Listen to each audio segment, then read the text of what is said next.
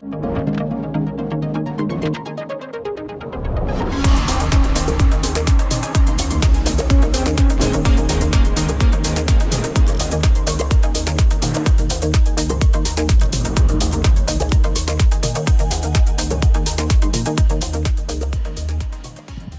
afternoon. Thank you for being here. We know we are the last panel before happy hour, so we'll try to keep your interest up. It's a bit ironic that we're starting this panel late because it's all about supply chain, you know, and Laura will tell us that you never start a panel 45 minutes late, but we're glad you're still here. Mr. McKenzie at the end will have to leave at 5 o'clock because he's got a flight to catch, so if you see him walking on stage, it's not because he's boycotting the panel. He really has to leave by 5. There we go. All right.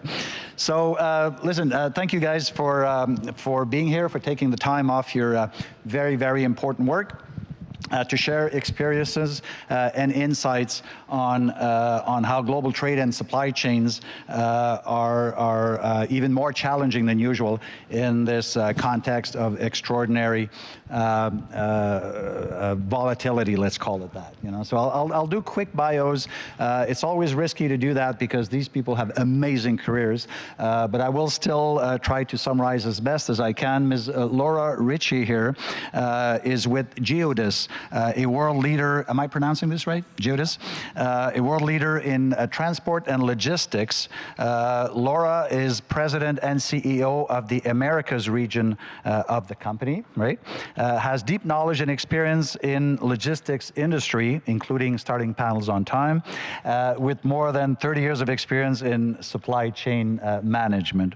Mr. Gordon McKenzie at the end is president and CEO of Canpotex Limited, a very interesting Canadian company that is one of the world's largest suppliers of potash overseas. And we know, and I think we've heard earlier today, in fact, potash is actually a critical mineral for the production of fertilizer nutrient. No potash, no agriculture.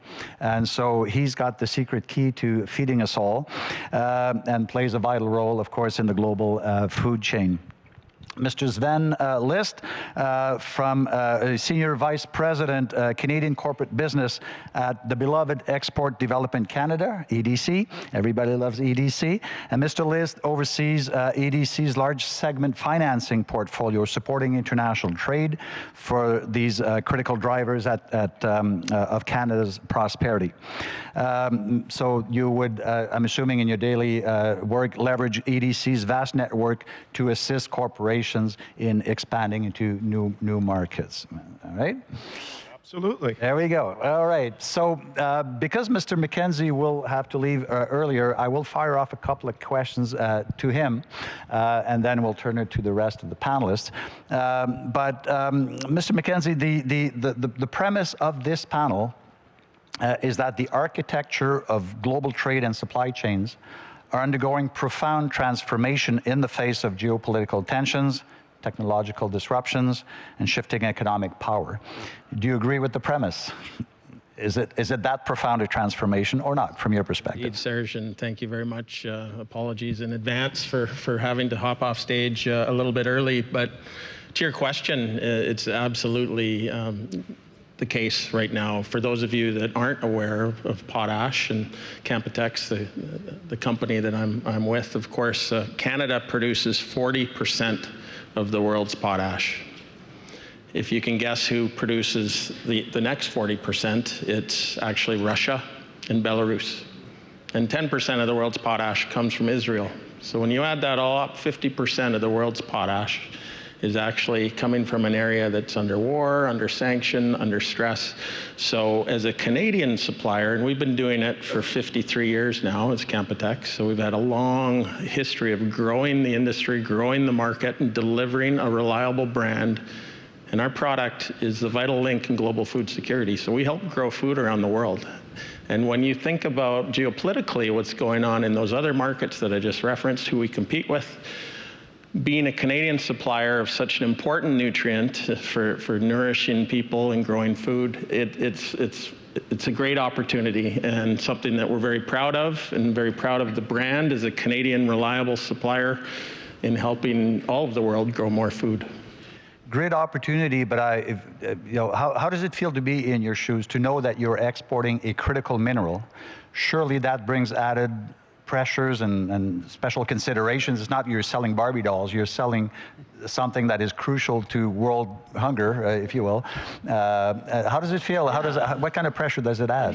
Sure, thank you very much. It feels great. Of course, it's a noble cause. We have 90% engagement at Canpotex. People believe in the cause and see what we're doing every day. It's not just delivering a bulk commodity around the world. We're helping grow food around the world, and so it's great. But having said that, of course, when the war first hit with Russia invading the Ukraine, we didn't have the ability just to replace 40% of the world's potash. So it's a bit of a challenge. We did what we could. We brought more product to the market, and we've certainly grown significantly. But you can't replace 40% of the market. So. I like to say, we did what we can. We focused where we could, in particular markets where we have very strong relationships. Our top 5 markets for potash out of Canada would be Brazil, China, Indonesia, Malaysia, and the last one, India, if I didn't say that one. So all very important markets. Right. But you can't be everything to everyone. So the thing we were most proud of was providing a reliable supply to those customers that have been long-term Canpotex, long-term Canadian partners. And we made sure we took care of them first. And then we're able to grow our market in other important areas like Europe and Africa. And you're not exporting to the US, are you? Canpotex is a unique company, so we're based in Saskatchewan. Yep. We represent our 2 shareholders, the Mosaic Company and Nutrien. So we're doing all of the exports exclusively on behalf of Mosaic and Nutrien to everything outside of the US and Canada. They do their own distribution in country. So I also like to say we're the poster child of diversification away from the US market, which we know has challenges today in the trade world. But all of our customers are outside of Canada and the US. But this being said, and I think it's been said before, is it 85–90% of American potash comes from Saskatchewan specifically, right? It does, yeah. Yeah. That's correct. And about 10% comes from Russia. So there we go. There was a unique period in time for about 4 days when the US had tariffs on potash, but they didn't have tariffs on Russian potash. So whoops. Okay. But now interesting space you live in. I mean, I'm sure makes for an interesting career. Ms. Ritchey, you're a world expert in supply chain management. We are. In your experience, what are the most fragile nodes in a global supply chain? I mean, is it ports, border crossings, what we call the last mile, second and third tier suppliers? So the answer is yes. Because if you think about it, the most fragile node is whatever you don't have a backup plan for. So as we think about it, the moment we would say it's a port because of congestion or potential labor outages, then it would be the next thing. So really, I think what we've learned from all of this disruption is a couple things. One, you have to be very careful about the verticality of your supply chain. So it's one thing if you're manufacturing in a country that now is experiencing a tariff that didn't have before, but what if all your raw materials are manufactured somewhere else, right? Like what are you gonna do? So what it's really caused is people to focus on visibility, because that's how you're going to combat the fragility of knowing where every piece, if you're making a piece of clothing, think about the 10, 20, 30 components that need to go into that if you're making something high tech, very similar. So that you really have to think about fragility now as where are your points of failure and what I'm going to do if they fail. I think I know the answer, but is AI an added challenge or helpful in an industry like yours? Well, it'll certainly be helpful from a visibility perspective. And I think as it gets more information, right, it needs to learn, then it will understand more about the fragility. But we haven't really experienced this, right? We haven't really had to say, well, if I'm going to source everything that I make now in Southeast Asia, but all of my raw materials are coming from India, what am I going to do about that? Apple announced a big investment in the United States to source components, but they're not going to actually make the product in the United States. So like, where is it going to go, and then is it going to come back, right? So there's just a lot of complexity now. Right. But AI would therefore be at the core of all your activity going forward, right? Presumably? It will be. Yeah. So I think that what it will help us do is really have more visibility, more awareness, more predictability. But it's going to be, is it, Internet of Things? Is it blockchain coupled with that? Because you have a physical stream and you have a data stream. So everyone's very focused on AI, which is great, but everything in the supply chain has a physical component. And so, like, how are we going to handle that? How will we know where the physical is to match to the digital? Boy, pretty daunting task from my perspective anyway. But fun. Yeah. You're having fun doing it? Okay, yeah. Well, that's what's important. Okay. Financing and government help is important. EDC supports large-scale projects. Supply chain, I would think, is at the core of your risk calculus. I mean, as you decide whether you will support or not an industry, to expand internationally, you would look at the supply chain and the resiliency or the integrity of the supply chain. Is that? Yes, of course. And when we're making financial decisions, we need to take all factors, including supply chain risks, into account. And I think that what we have learned over the last several years, and it started before we're seeing sort of some of these trade fractures happening and geopolitics playing a greater role. COVID itself actually was probably a wake-up call in terms of the supply chain fragility and what that actually then does to the downstream effect on corporate well-being. And from a financing organization, it's obviously something that we need to look at very, very carefully. Do you have a concrete example of like, if I'm a CEO, I'm coming to EDC, looking for help, looking for assistance of some kind, what is the process that a company goes through to demonstrate, for example, the resiliency of their supply chain? How does that go? Yeah, so there's multiple steps, obviously, that we need to go through. But if you think about it, let's look at a concrete example in the mining space. For example, we're talking critical minerals supply chain is important. And as you go downstream, and this is where I think the world is actually getting really, really interesting, is there's fractures in supply chains in those sectors that are the future. So if we think about, for example, electrification, okay? Yeah. And how that actually tracks all the way back to the raw materials that are needed in order to bring about the energy transition. Right, of course.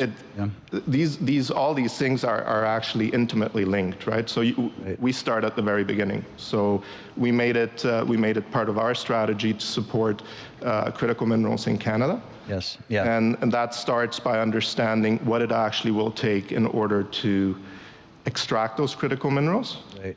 And that decision ultimately comes down to understanding what is needed to actually get the mineral out of the ground, what equipment is needed. So that in and of itself has a supply chain that you need to understand, which is getting impacted by some of the challenges that we're facing because of geopolitics, right? Like, where does that equipment come from? There's certain countries that you may not want to buy equipment from going forward, but as a result of that, that's going to impact the cost of the project, and the cost of the project is going to impact the financial viability. Some of these materials don't have these commodities don't have yet a Western market that brings price stability, so you need to work through price stability as well. Thank you. And so it's complex, but you need to work through these steps in order to be able to assess the viability and ultimately the financing for these projects, which require massive amounts of capital. Right. So this is not small amount of money we're talking about, right? Did you want to chime in? Okay. No. They're telling us we have to talk in the microphone. Oh, I see. Okay. I know your flight is leaving. Do I have time to squeeze in one more? Let's go one. All right. Is there anything that governments should do or not do? There are government officials in this room. This is time for you to pass your message. I mean, in terms of helping in this new environment. Oh, yeah, absolutely. And I think, as I kind of said in my opening comments, that Canada is such a desirable and great trade partner. That's the good news. And we need to take advantage of that. And I would maybe just leave, unfortunately, a bit early with the comments that our biggest challenges within our supply chain aren't overseas and access to markets or trade agreements. Those are actually very well enabled, and we're doing very well outside of the US. Our biggest challenges are right here at home, and we need to make sure we don't get in our own way, whether it's infrastructure, whether it's ports. We put a lot of volume through to North Vancouver over one bridge. If there was ever a challenge with that bridge, that would be devastation. So infrastructure. Railroads, it's an outdoor sport here. We're from Saskatchewan, and unfortunately, half the year is winter. So going through winter and up over mountains and such, the challenges that we have with railroad reliability and in cold weather and for people and power is always a challenge. So we need to work together on that. And finally, I would say the biggest concern that hit me the last 24 months was really labor disruptions. We had 6 different labor disruptions here at home in Canada where we were shut down, and all of our product moves from Saskatchewan in unit trains to port. At one point, we had both railroads down for a couple of weeks. We had to stop shipping. We were backing up, and guess what? Who were we replaced with around the world? Russian product. Right. So we weren't seen as a reliable partner when it came to labor. So I know I'm not taking sides in the labor discussion, other than to say we can't shut the system down. We need to be reliable and need the whole Canadian system to be working. And that's interesting, because we often, at least I often think of supply chain as international, like at a global scale, but right on the home front, within the borders of Canada, you still have all these challenges as well, of course. And, yeah. So thank you very much. Apologies. No, thank you. Thank you. Have a nice trip, okay? And if Air Canada manages the supply chain efficiently, you'll be on time for their flight. Okay. Yeah. Good luck. Thank you. All right. You had to put that in. I did. Yeah. You mentioned climate volatility, climate change. I think we're supposed to say climate volatility now. Yeah. And to both of you, how does that factor in, and presumably complicates things from the supply chain? I think you've both alluded to it, but if you could dig in a bit more on that. Yeah, I think certainly for us, that's going to expose more of the fragility that we're talking about, right? So, as Geodis, as a global company, we have to always be aware of where the disruption is going to happen, what you're going to do about that, what's your backup plan. I think, though, that's really the fundamental of supply chain. It's also then about the decarbonization and what we're going to do going forward to make sure that, we're managing that volatility in part, which is being caused by what's happening in the environment. So I think it's sort of double-threaded for us, right? We're obviously a big emissions company, unfortunately, because we move a lot of things, but that gives us the opportunity to think about how can we operate more sustainably to manage that. And then in addition, we obviously have to manage the volatility in the movement of the goods.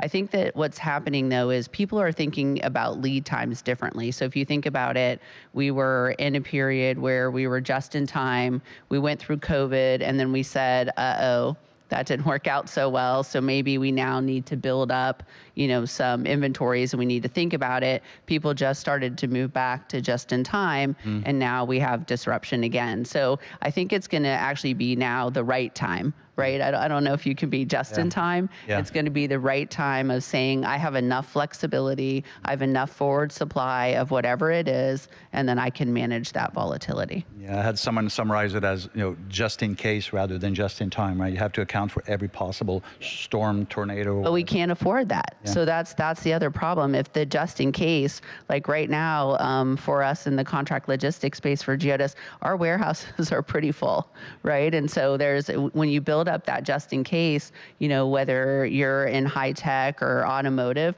that's cash, that's capital that's just sitting there, not moving. In the supply chain, you can't afford that either. So we're going to have to figure out what this right time is, because we can't afford to have all this unspent or Yeah, unrealized just capital. sitting there. Yeah, just sitting I there. walk with customers sometime and I say, this is all your money. Don't you want to sell it? We would like to move it for you. Move it for you. Yeah. Absolutely. EDC, yeah, Sven? Yeah, so climate considerations are definitely having an impact, but I think what is actually more impactful is the fact that things are happening. Different factors are converging at the same time. So we're talking climate events, we're talking geopolitics, we're talking tariffs and trade uncertainty, and it's all happening at the same time. And that's what actually is causing the issue, because you don't know where it's coming from or where it's going to hit you from. And the impact of that on the trade confidence of corporations to be able to make decisions, to make investment decisions, to take the next steps in terms of their growth is slowing down as a result of that. And that is actually a fundamental challenge. So it's not one factor only, it's a combination of multiple factors. Juggling all that at the same time, yeah. If you could project yourself 3 years in the future, I mean, what would be the ideal supply chain? I know it sounds like an exam question, but I mean, what are the vulnerabilities now that you're having to deal with that you'd rather not have to deal with, and how would it look in the future? I think it's going to be, echoing some of the things Gordon said. I think certainly certainty of labor. So we're all very focused on AI, technology, IoT, and how that will help us. At the end of the day, because there's such a huge physical piece to the supply chain, there will always be the need for people, whether that's interpreting the data, whether that's handling the physical product and what that means. So I think that we're going to have to make sure that, we continue to go with, develop our data and think about that.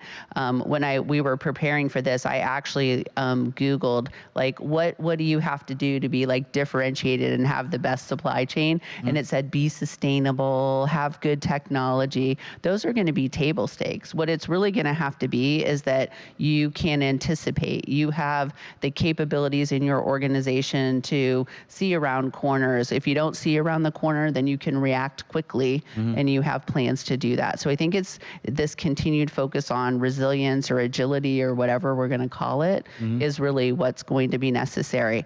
I don't think that's an entirely new muscle for us. Maybe we're just, kind of like going to the gym every day, 5 days a week now. Instead of 2 days a week, we're having to exercise it a lot more often.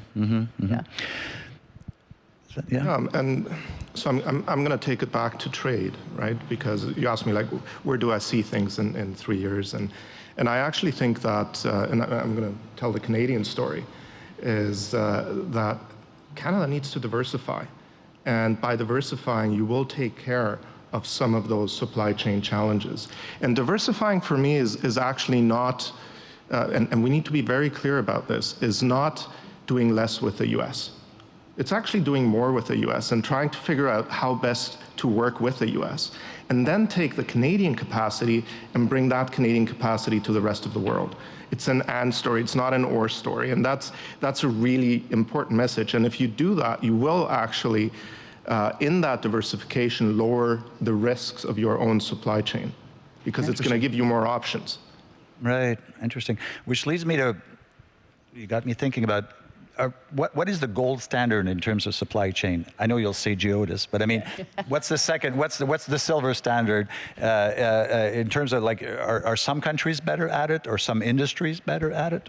Well, I mean, if you take Canada, for example, right, it's the only G7 country that connects Canada, the US, and Mexico. We have the rail, you have the ports on either, both sides of the ocean. So you're able to do that. So that's really what you're looking for, is that you have flexibility to land in Montreal, to land in Halifax, to, land in Vancouver. And that really helps, the ability to get on the rail, because we're traversing an enormous amount of country. I think you're going to see the flows change change. There may be a lot more Canada to Mexico than we've seen before, Canada to Europe, as Gordon mentioned. So we're really, that's what we look for is the attributes that we see here. Add on to that, right? This is the hub of technology here in Toronto. And so there's a lot of, you were telling us about some things you're doing in Ottawa. I think those types of things are really what we look for in a country and where we want to, have a strong base of supply chain and Geodis. Yeah, that's right. That's right. And at one point, the Arctic will factor in too, because I was talking with, we do work with Sweden, as I was mentioning, and all of a sudden, Turkey wants to be at the table to talk about the Arctic, and I'm saying, well, what's Turkey doing at the table? Talking about the Arctic at this, but once we do have the passageway, I mean, our supply chain and our methods of transportation, all that will be greatly affected. Trading patterns will definitely continue to evolve with time, but I think it's important to sort of underline the fact that we need to build out the east, west, and north trade routes so that we can actually take advantage of that as a country in a much more efficient way than we have been, quite frankly, never focused on in the past, right? So this is actually an opportunity for us to rethink and to think about what's within the realm of the possible, not what are all the challenges. So I can't resist a quick question on tariffs, but I'm talking about interprovincial tariffs. Believe it or not, we have tariffs amongst our. I heard that. Ourselves. Yeah, I heard that's all right. sorts of self-inflicted pain. Yeah. Does that factor in the supply chain resiliency, risk calculus, and all that? I mean. It certainly does. I mean, we were actually talking earlier today that's like sort of the one good thing about rail and not doing trucks, right? Is you don't get caught. Not doing drugs or trucks. Okay. Sorry. It's the braces. Not taking the trucks, right? Because then you don't have to cross all the provincial barriers in the same way that you do with rail. But that is going to be something that continues, especially if you want to move up north. We're going to have to make it simpler. They were telling me like the first aid kits have to be different in each province in the trucks, and how you think about different things, and so a little bit more harmonization will make that easier. Yeah. We heard earlier today labor mobility. Labor mobility is direct impact. Right? Yeah, precisely. We have a few minutes left. I mean, there are a bunch of CEOs in this room, investors. If you had one piece of advice on how to make global supply chains even more resilient in these extraordinary times, what would it be? I would say continue to invest. I think there's two things that are happening. One, it's easy to say I want to wait and I want to wait and see, but like, what are we waiting for? Are we waiting for, I learned it's called Kuzma here, right? We say in the US, they say USMCA, but we're waiting for that. That could be a while, right? So then what are we going to do in the meantime? Invest in technology. So you want to make sure that you're not only not falling behind in the supply chain, but you're out and you're forward thinking in what that looks like. Invest in your people. We need to upskill. We need to think about what roles we're going to need in the future. We need to partner with universities to make sure that's happening. But I think along with that, it's also then making sure that you really understand these single points of failure or these opportunities within your supply chain, because it's easy. I think a lot of people thought, well, during COVID, there was some quote that like supply chain was mentioned, now 80% more than it was ever mentioned on an earnings call before. That's so. And then sort of as things were settling down, they're like, oh, we're kind of going to go back into the background, but you can't let that happen, right? Like obviously it has to be a big piece. So as you're thinking about, should I invest in marketing? Should I invest in my product? How do I invest in growth? It absolutely has to be in the infrastructure of your supply chain. Right. Invest in productivity. Advice for the group? Yeah, don't let a good crisis go to waste. Yes. Right? Where there's chaos, there's opportunity, and I think that as a nation we've been way too complacent because of all the positive attributes that we have, because of the trading relationships that we used to enjoy, because of the natural resources that we have. We need to switch the channel. Yes, there's chaos, but in chaos is opportunity, and we need to take that opportunity, and we need to invest in productivity. You've heard it from EDC. I'm not trying to plug in your companies or anything like that, but EDC, I think you do. Geodis, do you provide like advisory services? Like let's say an SME or something like that, someone wants to export T-shirts to Europe or something like that. Would you provide advice? Because I know you do logistics, but you also advise? Absolutely. Yeah, I think a lot of it, I think what's also been nice about sort of this supply chain disruption is we had moved a little bit more into a transactional space. And so, customers were feeling more that the supply chain was a commodity. Definitely this puts us back more into strategic partnerships and strategic conversations about, where should I be putting where should I be thinking about sourcing from, before you would say, I'm going to chase the lowest place to source. Then it was going to be, I'm going to source where I can be vertical. Now it's about how can I get my stuff out? Yeah. What's it going to cost me? And I think you really need a strategic partner. And Geodis certainly does that with our current customers and customers we hope to acquire, because it's about really talking about what are we solving for. And it can be solving for today, but then certainly we have to be thinking some years. Yeah. You don't want to hire a partner only to find out in 2 years I have to move. Like, who wants to change, like, all of my freight, has to move with someone else. All of my warehousing has to move somewhere else. So we do the advisory as part of this strategic relationship that you develop. What I also find interesting is when you're speaking with entrepreneurs, their first thought is always about the product. And then you say, well, how do you think it gets to your customer, right? Because a lot of them invented the idea, and so they're certainly thinking about, the customer in mind when they do that, but they sort of forget sometimes all of these little steps that have to happen to get it to the shelf or to the door, or, if we're talking about our project logistics, right? If we're working on a big mining project or something, like, you got to move tons and tons of product. How is that going to happen? Yeah, and EDC by definition, you do provide advisory services to companies. So we do provide advisory. So we provide really financing, insurance, and knowledge, right? Yeah. And knowledge in certain cases is advisory, but in certain others is actually connections. And that's something that we need to talk more about, because we have all of the global established relationships that we've built over decades that we can connect Canadians into. And doing it in a very strategic way so that they get opportunities to become part of the supply chain of major players around the world. Do you help universities? We have helped universities, yes. I'll keep that in mind. Okay. Well, listen, thank you very, very much. I mean, as consumers, we're all at the receiving end or the end, of a supply chain of some kind every day. Like, I mean, when I first started researching this topic, I thought to myself, but now I can understand how supply chains are, a logistics, there's a science behind it, but it has also become a national security consideration. I mean, if the supply chain breaks, and as you said, we've seen this with COVID, remember the toilet paper crisis, right? I mean, what happens, if the supply chain breaks? So you guys are doing really important work. Thank you for sharing your secrets. Thank you for sharing your advice. And we'll be hovering around, I guess, in the lobby. So if people have other questions for Laura and Sven, thank you, Teki, very much. And we hope our friend Gordon is on his way to the airport. I'm sure he is. Thank you all. Thank you all.